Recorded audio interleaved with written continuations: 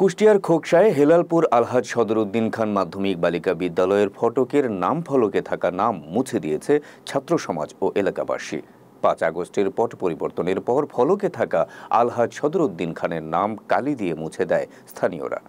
খোঁজ নিয়ে জানা গেছে, বৈষম্য বিরোধী ছাত্র আন্দোলনের দাবির মুখে ৫ আগস্ট আওয়ামী লীগ সরকারের পতন হলে উত্তেজিত আন্দোলনকারী ছাত্র সমাজ এসে কালো কালি দিয়ে আলহাজ সদরউদ্দিন খানের নাম মুছে ফেলেন।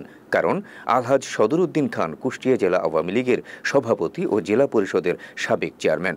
স্থানীয়দের অভিযোগ, তিনি ক্ষমতার দাপট দেখিয়ে হেলালপুর মাধ্যমিক বালিকা বিদ্যালয়ের নাম পরিবর্তন করে নিজের নামে নামকরণ করেছিলেন। এই সরকার, আওয়ামী লীগ সরকার পতনের পরে একদল লোক এসে স্কুলের গেটের আলহাজ সদরউদ্দিন খান এই নামটুকু কালো কালি দিয়ে তারা মুছে দিয়ে যায়।